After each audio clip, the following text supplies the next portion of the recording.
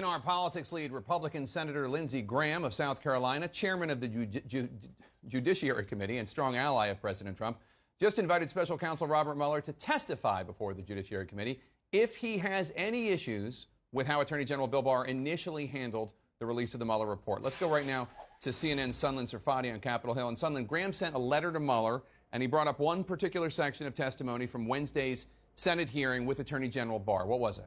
That's right, Jake. This relates to a phone call between Bill Barr and Robert Mueller that Bill Barr talked about during his testimony up here on Wednesday. Barr told the committee on Wednesday that when they spoke on the phone, that Mueller told him that he did not think that the 4-page summary that Barr provided to Congress was inaccurate.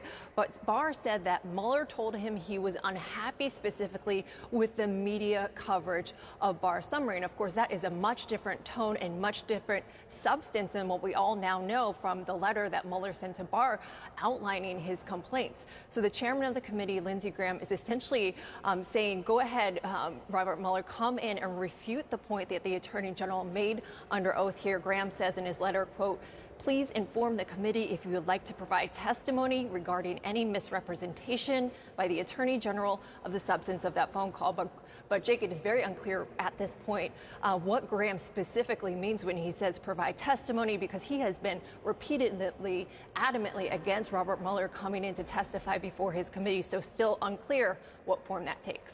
All right, Sunlen Serfati on Capitol Hill. Thank you so much.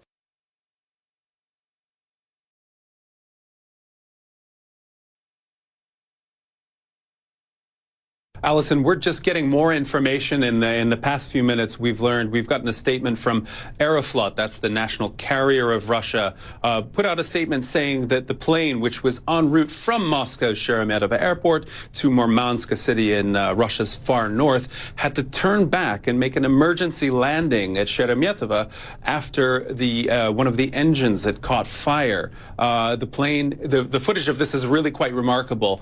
We've seen images of this plane landing in flames and then on the tarmac, also as the airframe is consumed by this fire, and then passengers exiting on the emergency exit ramps to leave the aircraft. And it is, as you had said, quite remarkable that people were able to evacuate this plane as it was consumed in flames. What we know a little bit more, the airframe is a Sukhoi Superjet. That's a Russian-made aircraft that is operated by Aeroflot. And we're just getting more information now and trying to get confirmation on the total